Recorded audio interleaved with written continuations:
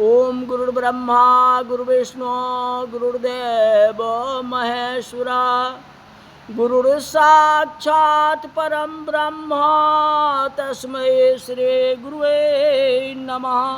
आज शिव पुराण में अर्बुदोचल पर्वत के समीप भील वंश उत्पन्न आहुक नाम का एक भिल्ल था, जिसके स्त्री का नाम आहुका था, जो बड़ी ही पतिव्रता थी तथा दोनों ही शिवजी के बहुत भक्ति करते थे। एक समय शिव भक्ति में रत वह भिल्ल अपनी स्त्री के आहार के लिए बहुत दूर निकल गया। उस समय यति के रूप में भगवान शंकर सायंकाल में उनके घर पहुँचे। तब तक भिल्ल भी अपने घर लौट आया था। उसने यतीश का सौविधि पूजन किया तो यतीनाथ ने कहा, जो आज की रात्रि भर मुझे रहने की स्थान दो। यतीनाथ, प्रातः काल में यहाँ से चला जाऊंगा, तेरा कल्याण हो। भिल्ल ने कहा, जो मेरे पास बहुत थोड़ा स्थान है, इसमें आप कैसे रहेंगे। इस पर वह सन्यासी जाने लगा। यति का मतलब सन्यासी हुआ। तो भिल्लनी ने मन में विचार किया। मन में विचार कर अपने स्वामी से कहा कि अतिथि सर्वोपरि है। कौन कहती है? भिल्लनी कहती है अपने भिल्ल से, कि अतिथि सर्वोपरि है, इन्हें विमुख मत करो। आप सन्यासी सहित घर में रहिएगा और मैं बाणों सहित घर के बाहर रह जाऊंगी। खाली हाथ नहीं, हाथ में बाण रखूंगे, धनुष बाण रख करके मैं सो जाऊंगी। तो अपनी स्त्री के इस धर्म में वाणी को सुन करके भिल्ल मन में विचार किया और कहा, नहीं, मैं ही घर के बाहर रहूंगा और अतिथि सहित तू ही घर के भीतर रह और रात्रि में व्यतीत करना। निदान भिल्ल अपने अस्त्र सहित घर के बाहर स्थित हुआ, बाहर सो गया और सन्यासी अतिथि तथा भिल्ल की स्त्री घर के भीतर रहे। इधर रात्रि में घर के बाहर स्थित भिल्ल को हिंसक और क्रूर पशुओं ने पीड़ा दी, कष्ट दिया और खा गया। किसको? भिल्ल को खा गया। ले भिल्ल के पास में कितनी विश्वासता थी। अतिथि देवो भव, कोई अतिथि है तो उसको हम बाहर नहीं सुलाएंगे। जहां तक उनकी पत्नी थी तो भी उसी घर में अतिथियों को सुलाया, मतलब सन्यासी मती यतीनाथ को वहां सुलाया। देखो कितना विश्वास था। परिणाम क्या हुआ?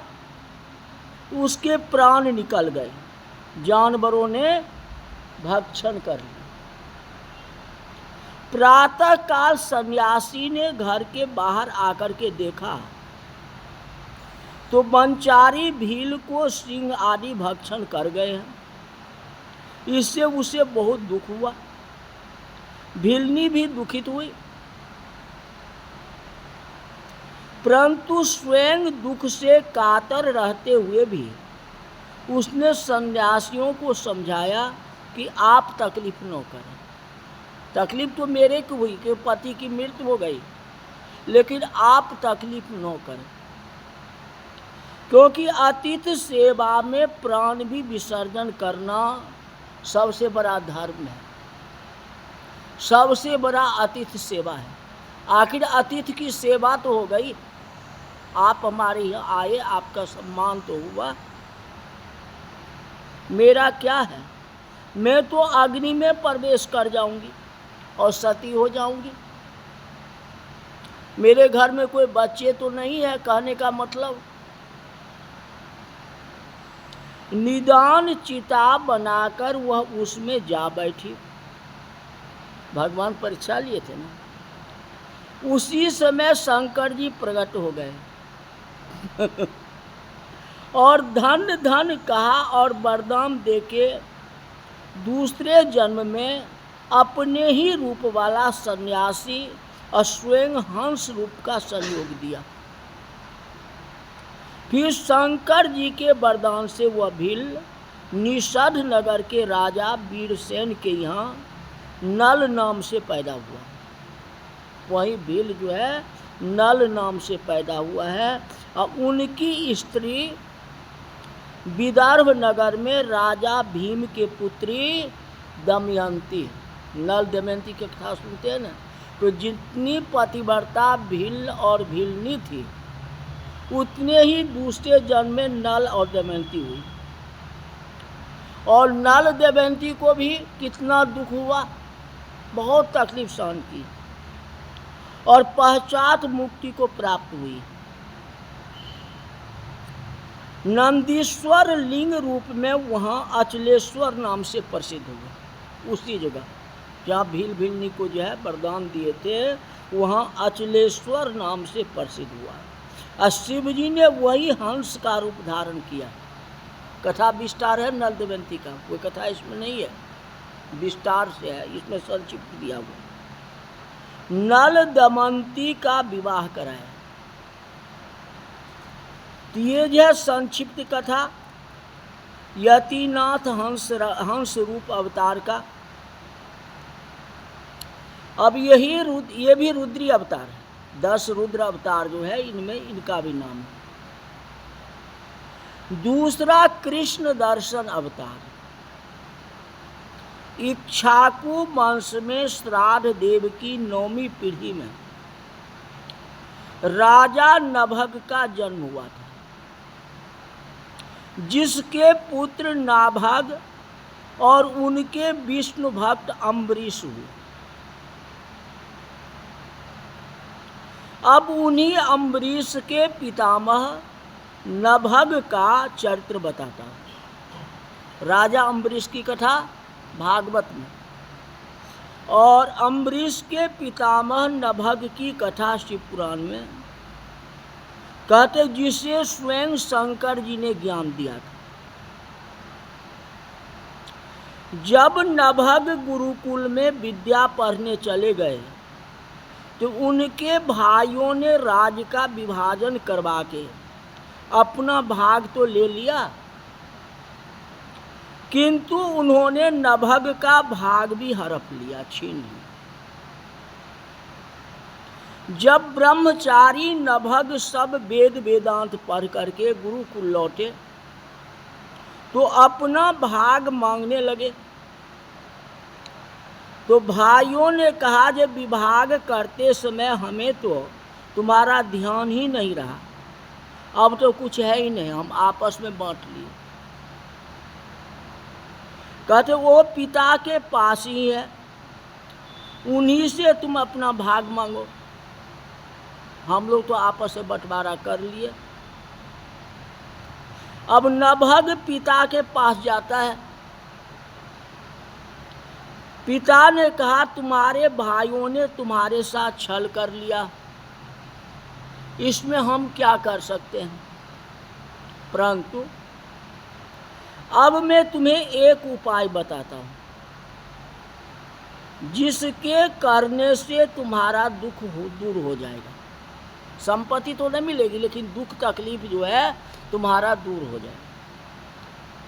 आज बुद्धिमान आंगिरस ब्राह्मण यज्ञ करते हैं, जिससे प्रत्येक छठे दिन उन्हें मोह प्राप्त हो जाता है।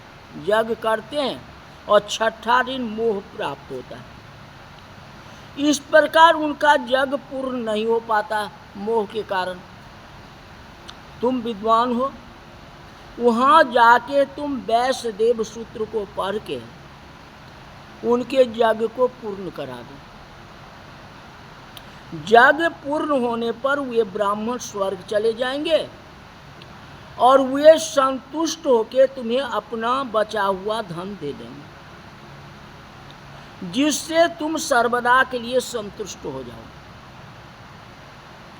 नभग प्रेम पूर्वक जग में गए और वहां पहुंच के बुद्धिमान मनु पुत्र ने 2 वैष्णदेव सूत्र का स्पष्ट उच्चारण किया।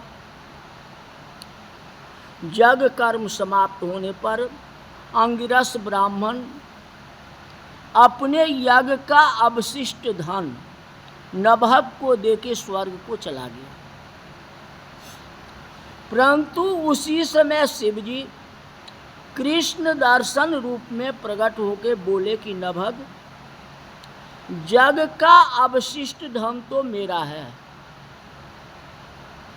इसे तू कैसे ग्रहण करता है? तुझे किसने भेजा है? यह सब मुझे सत सत कह।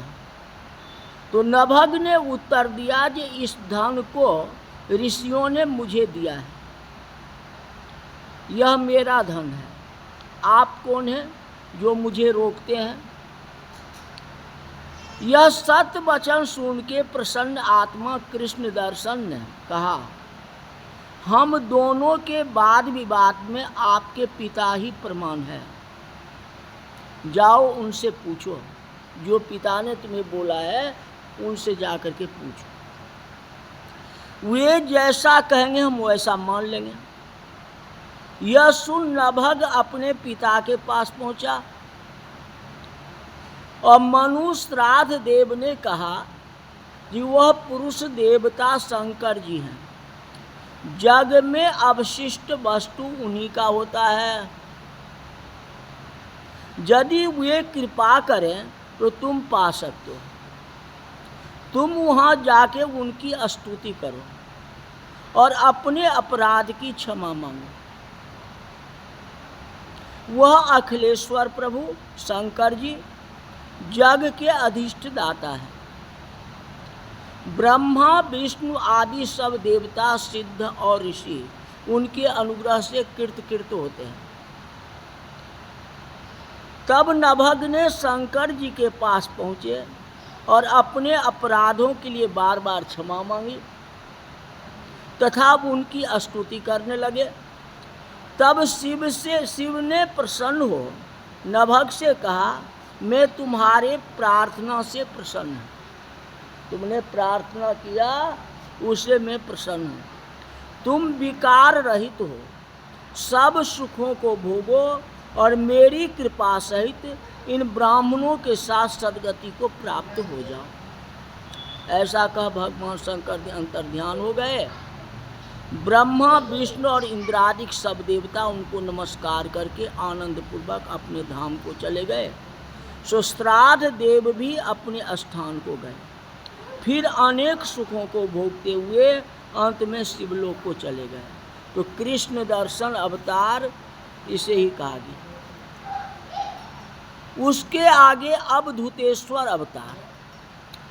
एक समय बृहस्पति और सब देवताओं के साथ ले इंद्र शंकर जी के दर्शन करने के लिए कैलाश पर्वत पर गए। तो प्रभु शंकर ने भयंकर अवधूत रूप धारण कर लिया और उनके मार्ग में बैठ गए। तो अहंकारी इंद्र ने शंकर जी को न पहचान के मार्ग में स्थित उसे लंबे पुरुष से पूछा कि शंकर जी अपने स्थान पर स्थित हैं अथवा कहाँ गए। यह सुन के मदनासक शंकर जी कुछ बोले ही नहीं। इंद्र ने फिर पूछा, परंतु शंकर जी फिर कुछ नहीं बोले। तब इंद्र ने ललकार करके कहा, तो पूछने पर उत्तर नहीं देता, इसी कारण से तुझको अपने वज्र से मारता हूँ। देखूं तुझे कौन बचाता है। ऐसा कह उन्होंने दिगंबर को मारने के लिए वज्र उठाया। तो शिव जी ने वज्रपात को स्तंभित कर दिया। तो इंद्र का वज्र उन पर न चढ़ सका। तब इंद्र क्रोध से जलने लगा। इतने में बृहस्पति जी समझ लिया कि यह नाम ये परम तेजस्वी पुरुष शिव है। उन्होंने शिव जी को प्रणाम किया और अनेक शब्दों से शिव जी की स्तुति की। तब शिव जी प्रसन्न हो गए और बृहस्पति इंद्र का जीव दान कर दिया। नहीं तो मृत्यु दंड मिलता, लेकिन जीव दान कर दिया। तो जीव नाम से विख्यात हुआ। कहते जीव दान प्राप्त करने के कारण जीव नाम से वहाँ विख्यात हुआ। कि अवधितेश्वर महादेव, इनका चरित्र है। अब आगे की कथा कल बताएंगे। आज की कथा यहीं तक रही। बोल शंकर भगवान की जय।